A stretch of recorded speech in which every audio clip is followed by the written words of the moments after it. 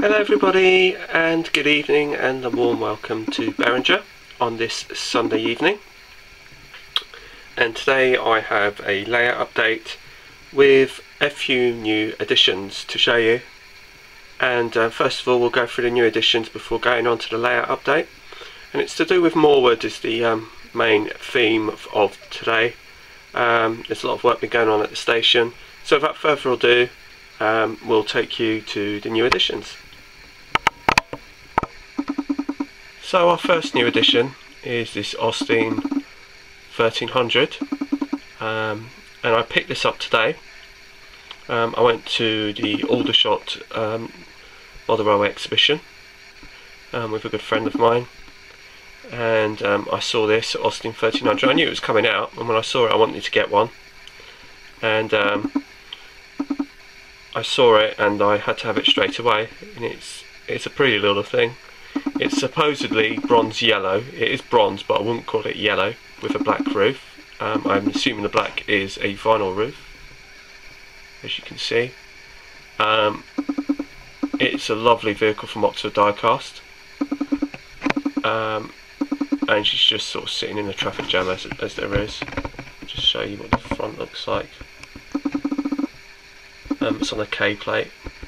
It's very pretty, and it looks very much like an Austin 1300.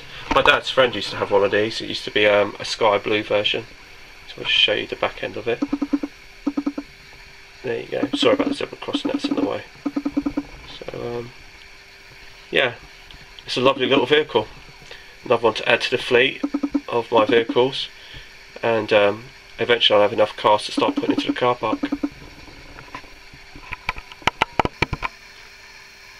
Our next new addition is this Hornby Network South East liveried Class 50 in the original Network South East livery,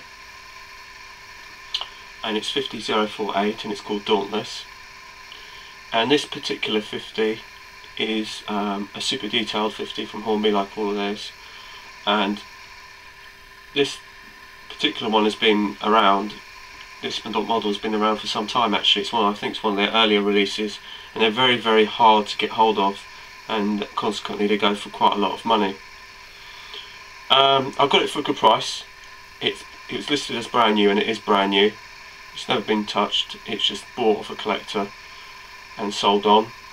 It's never really been run, and there's nothing, like I said, there's no marks or anything. It's pristine. And it's beautiful. I own 7 50s now in total, including this one. But I have found there is an issue with Class 50s, Hornby Class 50s, and I'll pass that on to you and share that with you in case any of you do own a Hornby Class 50 and it's something to be aware of. And that is to do with their top marker lights on the top. And you'll find that sometimes that the tail lights seem to work fine in both directions, and even the headlight. But from time to time you might get the headlight running, but you won't get the tail lights, the marker lights, sorry, on the top working.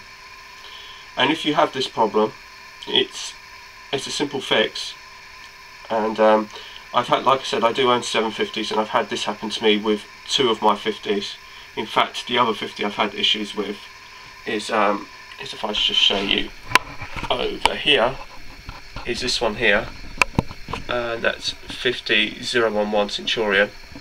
I've had issues with that one as well, and it's the same issue.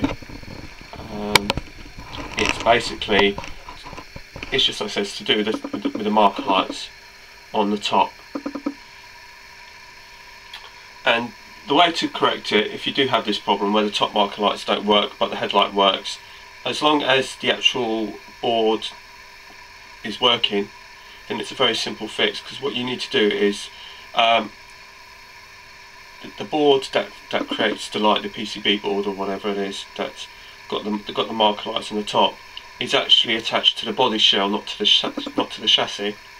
So what you need to do is, if you have this issue, you just remove your body of the 50 as if you're putting in a decoder or anything, and what happens is on the bottom of the PCB board that's attached to the body shell, there are two pins, and they attach to two contacts that are on the chassis which complete the circuit. And all that means is that usually if the marker lights aren't working, it's usually that it's not making the correct connection with the contacts on the chassis itself. And all this generally means is that you may have to tweak the contacts that are on the chassis themselves by just gently pulling them out a bit, so they make good contact with the PCB board that's connected to the body shell, and that should make good contact. That when you put it all back together again, it should just work. And this particular loco 50048, although it was brand new, did actually have this problem, and I did have to make this slight adjustment to it. And it wasn't a big deal.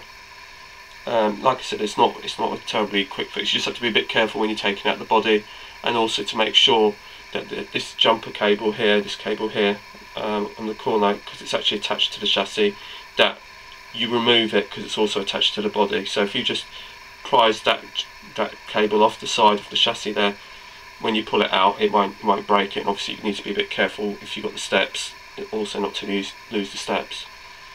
Overall, it's a great model, and I love my 50s, and I'm glad to have this one on my fleet. I'm hoping to have Ajax in my fleet very soon as well. So like I said, I've got some shoring over in the corner there, as you can see. So that's one of my other ones. But like I said, there's 7 in total, and I'm very, very happy with it, and she runs sweetly. Now it's all sorted.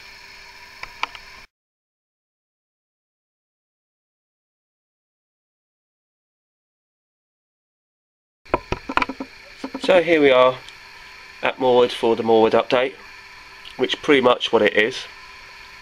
A lot's been done at Morwood.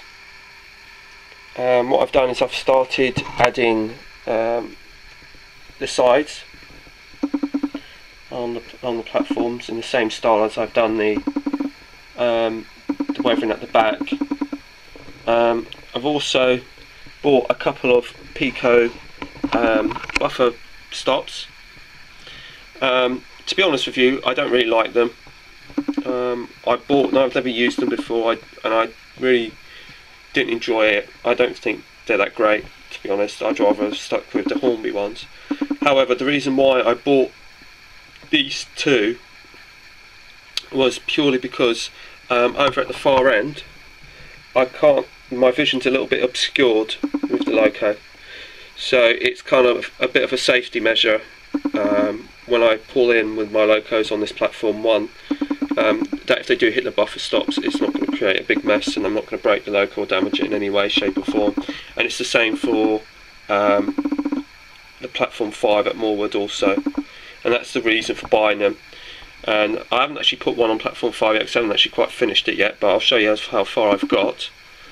Some of the other things I've done is, if I take you down here, it's a little bit dark, but you can now see that I've, if I take you well in there, I filled in the gap that was on the corner of the building, the station building.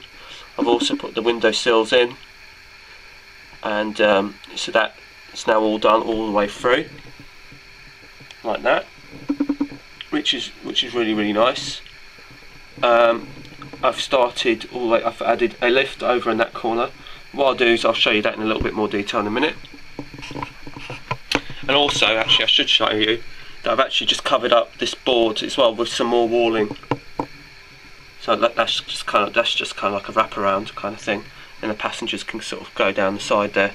It's not actually glued in place yet, so once that's glued in, that'll be nice and tight. As we come over here, I've now ballasted this side, and it's all been electrified now, so there's now power to here, and now this all marries up to go all the way down to where the 90 is.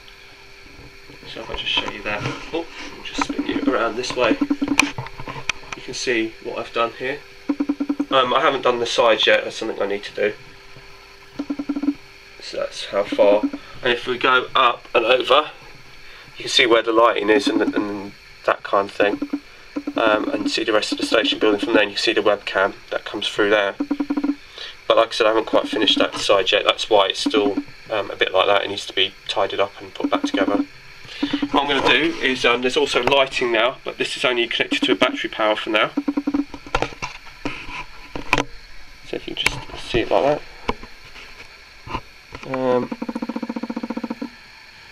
I just switched this off.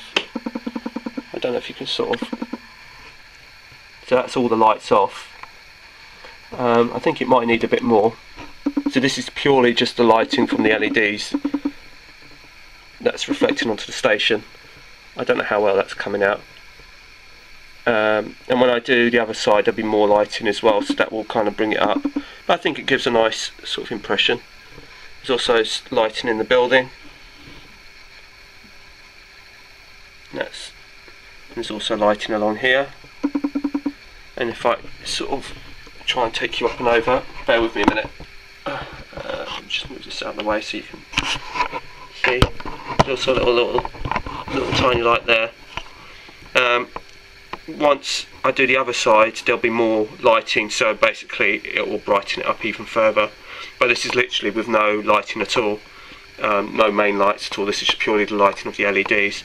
And what I've done there, as you can probably see, I've added a kind of brick fascia to cover up that kind of support. And what I've done is I made it out like I put a lift there, so you can get from the platform on that side to the platform on this side where the camera is, which is this one here, which is platform 4. If I sort of go down there, you can sort of see the lighting. There'll be more lighting sort of attached in the near future, but for now this is what we sort of have to play with. And so far I think it works alright. Not bad for £1 lighting from Poundland. So yeah, I think that works a treat. Sorry about my camera, I'm just trying to get a good position for you. Yeah, so I think that works alright. I've still got the bottom of the canopy to do. I'll just switch on the main lights. But yeah, I think it works out really, really well. Like I said, I've also added, I should actually say, because it's something you don't really see, but I have done it, is I put a little back wall there. You can see that there's the other hydraulic buffer stop there.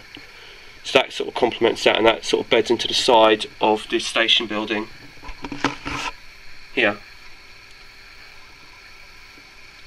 But it's all uniform and all marries up nicely, and I'm really pleased with the progress. I've still, like I said, got the sides to do for the rest of it, and then I've also got the other side to do. But generally speaking, it's now up and running to a degree. There's still one or two little issues that need to be ironed out, which hence my class 60 back here, because that's been sort of doing a bit of testing, and it's highlighted one or two sort of issues that I'm going to have to deal with. Nothing major, but just a couple of teething issues that need to be sorted out and addressed. So hopefully that'll be sorted out in the near future. So anyway, thanks for watching. Feel free to comment and subscribe, and I will speak to you all very soon. Bye for now.